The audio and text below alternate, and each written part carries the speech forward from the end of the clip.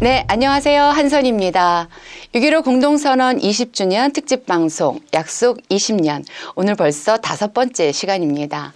오늘 아마 여러분들이 또 궁금해하실 6.15 공동선언의 그 의미와 그다음에 그 후에 지금 흘러가는 정세에 대한 많은 고민들 계실 텐데요. 한 방에 시원하게 또 우리에게 좀 알려주실 귀한 손님을 또 모셨습니다. 김동엽 교수님 모셨습니다. 예. 안녕하세요. 네, 안녕하세요. 네, 한 방.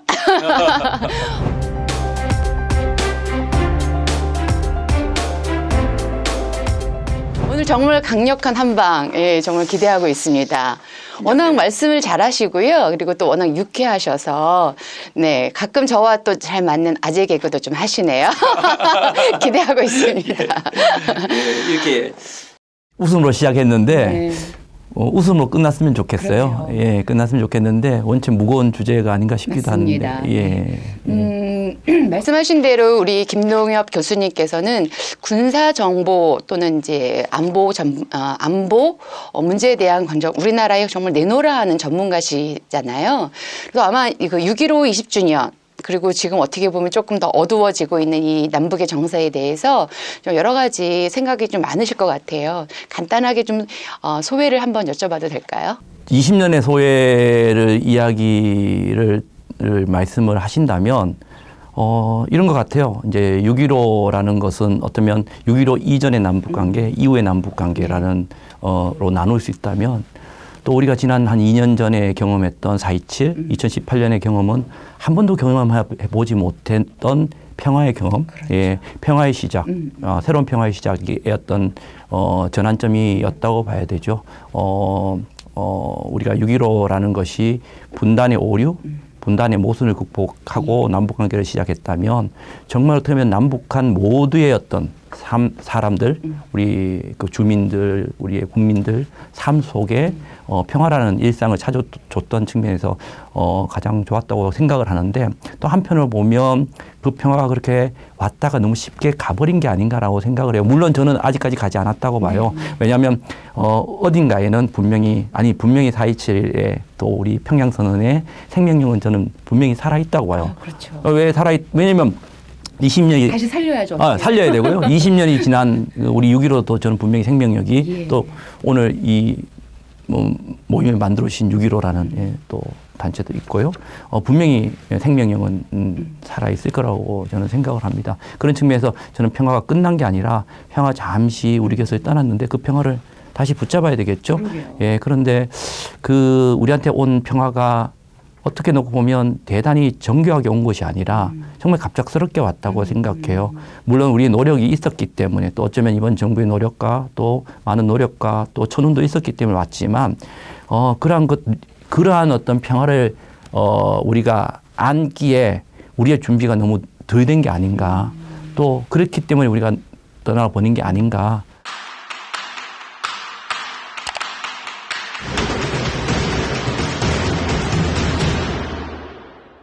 그것에 그런 어떤 단어를 쓴다든가 어떤 말을 할 때는 분명히 의도가 있어요, 사실은요. 의도가 있기 때문에 너무 복잡하게 생각하는 것은 좋지 않지만 그렇게 여러 차례 이번 정부가 특히 6.25죠.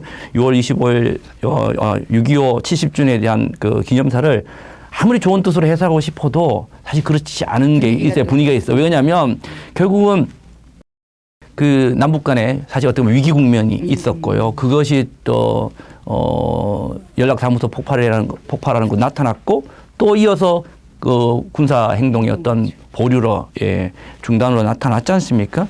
근데 그 다음에 바로 이어서 이제 이런 연설문이 나왔다는 것에 대해서 과연 그 메시지가 과연 적절한 메시지였냐. 이게 우리 남쪽에 대한 메시지든 북쪽에 대한 메시지 어떤 메시지든 간에 과연 그 상황에 적절한 메시지였나고 본다고 하면 100번 저는 양보를 해도 그렇지 못했다고 생각을 해요. 근데 왜 그랬느냐라는 고민을 저는 좀 해봤어요. 이게 어떻게 보면 첫 번째 게 저는 그걸 보면서 우리가 학생들한테 이런 이야기해요. 논문 쓸 때 욕심내지 말라고. 근데 이걸 이제 논문을 놓고 보면 대단히 욕심이 많은 논문이에요. 왜냐하면 이 이야기도 하고 싶고 저 이야기도 하고 싶고 그런 거예요. 왜냐하면 상황이 너무 복잡하니까. 그래도 6.25라는 또 또 특별한 날이기도 하니까 안보적 영역에서 군사적 측면에서도 이야기하고 싶죠. 그러니까 또 한미동맹도 이야기하고 싶고요. 그다음에 뭐 보훈이라든가 이런 것도 챙겨주고 보고 싶고 군사적인 것도 챙겨보고 싶고 그런데 남북관계 이러니까 또 남북관계도 챙겨놓고 싶고 다 챙기고 싶은 거야 사실은. 근데 그것을 다 때려 넣어서 하려고 하면 정말 담백하게 해야 돼요. 욕심을 버려야 되는데. 근데 그 욕심을 저는 버리지 못했다고 생각하는 게 첫 번째고요. 두 번째, 뭐 단순히 욕심을 못 버렸다는 게 보다는 그러한 어떤 복잡한 상황에서 이것들을 다 정교하게 또 우리가 지난 2년 전에도 마찬가지지만 이러한 상황을 정교하게 계획하고 잘 설계된 어떤 우리가 4.27이라든가 이 국면을 끌고 온 게 아니라 평화의 국면을 끌고 간 게 아니라 이 6.25 기념사조차도 저는 대단히 정교하지 못했다는 거예요. 저는 근본적 문제가 있다고 봐요. 예, 이 지금 일을 하시는 분들에 대한 논리적 사고력에 저는 문제가 있다고 봐요. 현재 상황들 한반도를 중심으로 돌아가고 있는 이 상황을 평가하는 이해하는 것과 북을 이해하는 예, 북의 어떤 그런 행동과 지금 어떤 그 메시지와 이런 것들에 대한 메시지를 저는 못 읽고 있기 때문에 이러한 메시지가 있다고 보고요. 근본적으로 내용을 놓고 보면 저는 이걸 어떤 두 가지의 메시지, 상충되는 메시지가 전달이 됐다고 봐요. 우리가 통상 이렇게 이야기하죠. 두 가지의 명제가 있습니다. 하나는 평화를 원한다면 전쟁을 준비하라는 명제가 있죠. 그다음에 아니다. 평화는 평화로서 준비하고 평화로서 만들어가야 된다는 명제가 있습니다. 이 두 가지 명제가 충돌하고 있죠. 근데 재미있는 거는 이 6.25 연설문에는 이 두 가지가 다 있어요. 잘 보세요. 그렇잖아요. 예. 평화를 위해서 전쟁 준비하라고 전쟁을 열심히 준비하라는 메시지도 들어있고요. 그 안에 또 평화의 메시지가 들어있는 거예요. 그 두 개가 사실 과연 양쪽을 다 그냥 예. 맞춰보려고. 예, 어쨌든 맞춰보려고 한 거예요. 이거는 욕심이 많았던 것인지 네. 논리적으로 소위 말해서 이걸 판을 제대로 읽지 못하고 아니면 성급했던 것인지 아니면 기본적으로 아까 말씀드렸듯이 그 인식이라든가 논리적 사고가 회로가 잘못된 것인지는 잘 모르겠으나 어쨌든 이 두 가지가 저는 같이 있을 수 없거든요. 예, 그런 점에서 이번 것은 뭐 사살구리하게 제가 있습니다. 뭐 그 항목에 뭐 우리가 몇 배 더 잘 샀니 체제 이런 진짜 이런 유치한 것들까지 제가 항목까지 이야기하고 싶진 않아요. 예.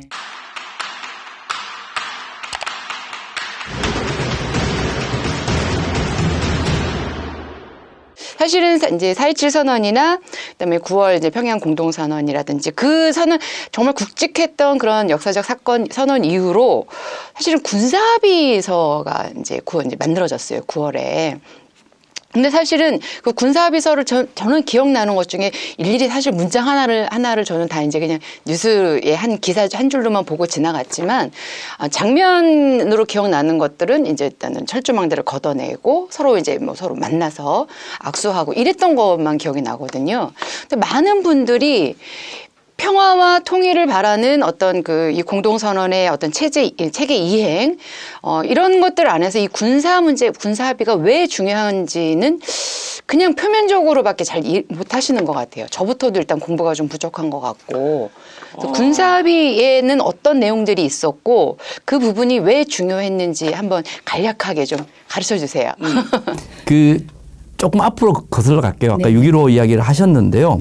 아까 말씀드렸지만 6.15라는 것은 남북 간의 분단의 모순을 걷어내는 남북 관계의 새로운 시작, 이전과 이후로 날 수 있다고 말씀을 드렸고 4.27이 소위 어떻게 하면 위대하다, 뭐 4.27이 대단하다고 이야기하는 것은 바로 평화의 새로운 시작이거든요. 근데 그 평화가 시작됐던 가장 큰 포인트가 경제나 이게 아니라 바로 군사거든요. 예. 우리가 9월 달에 평양에서 맺었던 군사 합의서를 평양 군사 합의서라고 하지 않고 또 정확히 9.19 군사 합의긴 하지만 정확히 명칭이 혹시 뭔지 아세요? 아니, 몰라요. 예. 평양 군사 합의서가 아닙니다. 예. 판문점 선언 이행을 위한이에요. 아, 그렇군요. 예. 판문점 선언 이행을 위한 군사 합의서예요. 남북 간 군사 합의서입니다. 예. 그러니까 뭐냐면 판문점 선언에서 우리가 뭔 약속을 했어. 근데 그것을 정말 더 구체적으로 우리가 이행하기 위해서 군사합의를 맺어라고 하는 거군요. 그러면 이것은 그 항목 9월에 맺었던 군사합의서를 이해하기 위해서는 판문점 선언에 과연 뭐가 있는데 이걸 이행해야 되겠지라는 걸 이해해야 되고 또 그 이전에 그러면 판문점 선언에 왜 그걸 넣었냐지라는 거예요. 무슨 뜻이냐. 앞서 말씀드렸지 6.15에 가장 없는 게 군사예요. 6.1 항목 쭉 보세요. 사실은. 예. 남북 이산가족 경제 다 있지만 네. 군사가 빠져 있어요. 그걸 이야기를 첫 한 것이 14선언으로 넘어가면 그걸 한 단계 올려서 14선언에서 군사 얘기를 하기 시작했어요. 근데 디테일은 떨어졌죠. 예, 떨어졌습니다만은 어쨌든 우리가 6.15가 가지고 있었던 대단함 속에서 우리가 가졌던 가장 아쉬운 점은 저는 군사적인 측면이라고 봐요. 근데 이게 한계예요. 어떻게 보면. 무슨 뜻이냐. 분단 모순을 극복하기 위해서 경제 문제로 안보를 살 수 있나요? 보통은 우리 통상적으로 우리가 통상 뭐 평화 경제론, 뭐 경제 평화론 이야기 하시는 분들이 가능하다고 생각하지만 그거는 우리 한반도에서는 저는 불가능하다고 봐요. 분명히 한계가 있어요. 분명히. 예. 그 한계가 저는 6.15와 14선언에서 있었다고 봐요. 그러니까 대단한 선언이긴 하지만 사실은 뭐냐면 결국은 무슨 뜻이냐. 분단의 모순, 그러니까 분단 체제를 우리가 살아가고 있는 것은 이 분단 체제를 뭐랄까 규정하고 있는 것이 소위 법이라고 이야기한다면 그 분단 체제를 규정하고 있는 게 뭡니까? 뭐죠? 1953년 7월 27일 맺은 정전협정이에요. 예. 정전협정 체제입니다. 정전협정이 그 우리의 분단 체제를 옥죄고 있는 거예요. 그러면 분단 체제를 종전을 넘어서 평화 체제로 만들겠다라고 하면 뭐를 준수하고 뭐를 깨트려야 돼요. 일단은 정전협정을 준수하고 정전협정을 깨트려야 종전이나 평화협정을 갈 수 있는 거죠. 지켜지지 않는 정전협정을 어떻게 종전선언과 평화협정으로 가겠어요. 그렇지 않습니까? 종전선언의 1조가 뭡니까? 1조 1항. 1조 1항이에요. 예, 종전선언 1조 1항이 바로 비무장지대에 관련되는 거예요. 남북은 2km를 비무장지대로 만든다는 게 바로 1조 1항입니다. 예. 그리고 2조 13항. 이 뭐냐. 72시간, 거기에 보면 불가침 서로 적대적 행위를 하지 않는다라고 하고 있고요. 바로 14항이 뭐라 하냐. 72시간 내 비무장지대에서 모두, 그러니까 이 72시간 내 모든 무력을 뺀다라고 되어 있어요. 70년이 지났는데 안 빠져 있고 있죠. 그러네요. 그렇죠. 그렇지 않습니까? 정전협정이 지켜지지 않고 있는데 어떻게 우리가 종전선언을 맺고 평화협정을 맺고 평화체제로 가겠어요? 그러면 북한한테 돈을 주고 군사 문제 해결을 할 수 있겠냐고요. 소위 돈을 주고 지피 물리라고 할 수 있냐는 거예요. 아니거든요. 결국 우리가 이 판에서 분단을 옥죄고 있는 이 정전체제, 정전협정을 깨트리기 위해서는 정전협정을 지키고 정전협정을 정상적으로 만들고 그 속에서 평화협정을 만들어야 되는 거예요. 그러면 그걸 만들기 위한 해법은 경제적 해법이 아니고 군사적 해법인 거죠, 사실요. 우리는 많은 사람들이 이렇게 생각했어요. 남북 관계에 있어서 군사적 문제는 손댈 수 없는 거야. 우리가 어디 감히 지피를 뒤로 밀어? 어디 군사력을 줄여들여? 예. 못하는 거예요. 그거는 그렇게 얘기하면 막 이념적으로 공격받는 거죠. 사실은요. 그러니까 군사 문제는 북이 먼저 해야 돼. 북이 뭐 비핵화를 해야 돼. 심지어는 평화체제가 돼야 분단 문제를 할 수 있어. 이게 뭔가 굉장히 거대한. 예, 뭔가, 예. 네. 군사 문제 손대면 아주 나쁜 사람 되는 거예요, 사실은요. 그런데 사실은 그게 아니었던 거예요. 군사 문제를 선행을 해야만 이 문제가 풀리는 거예요. 우리의 분단 모순이 풀리고, 예, 우리가 평화체제로 갈 수 있는 거예요. 근데 우리는 그걸 놓치고 있었던 거죠. 사실. 어쩌면 과거에 경제적인 문제로 풀 수 없었다는 거 아니지만 그걸로 평화를 만들고 하려는 측면이 있었지만 결국 이 해법은 군사적이었던 거예요.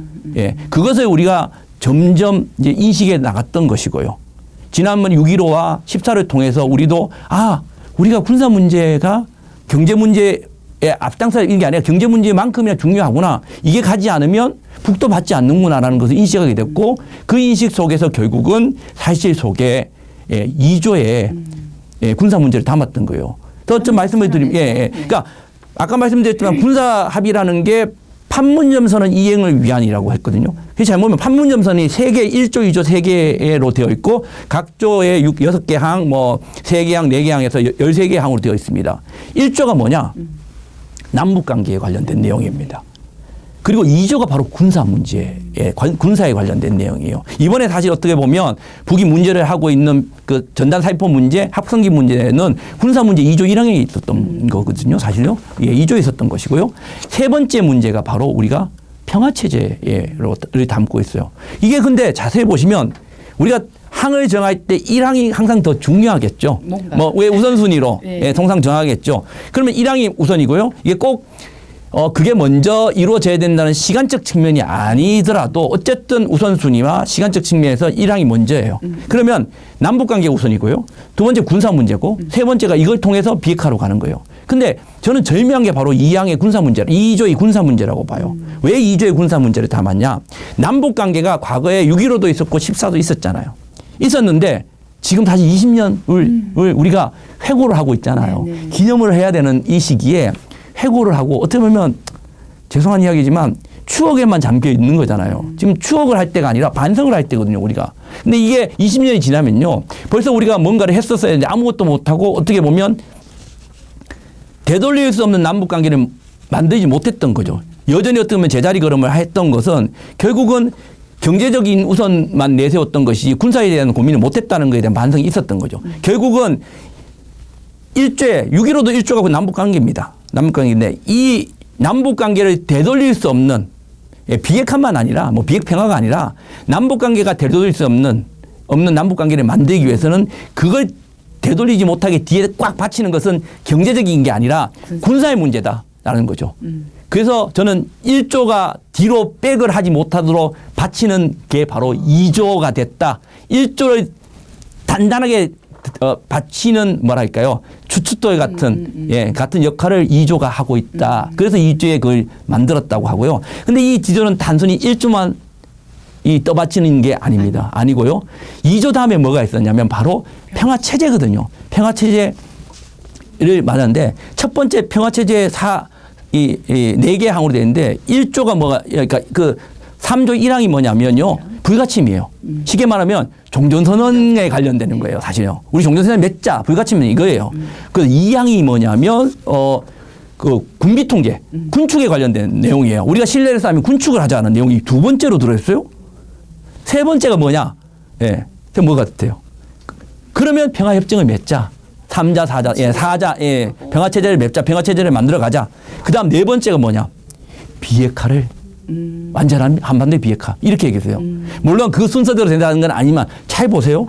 그 논리 구조를 놓고 보면 그걸 뭐냐면 종전선언과 그 속에서 남북한이 단순히 군사적 신뢰 구축을 떠나서 군축이라는 이야기를 하고 있어요. 하자는 거죠. 하고 그걸 통해서 우리가 평화협정을 맺어지고 그것이 비핵화로 간다는 이 구조를 되어 있어요. 그럼 뭐냐?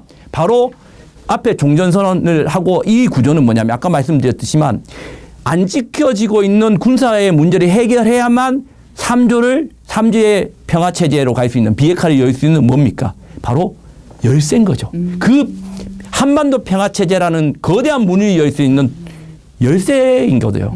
그래서 2조는 1조를 떠받치는 주춧돌이자 3조를 여는 열쇠였던 거예요, 사실요. 그래서 위대하다는 거예요, 저는요. 막 그 판문점 선언에 대한 정말 뭔가 그림처럼 이렇게 뭔가 쫙 펼쳐지는 것 같아요. 아니, 글자로 이해되는 게 아니라.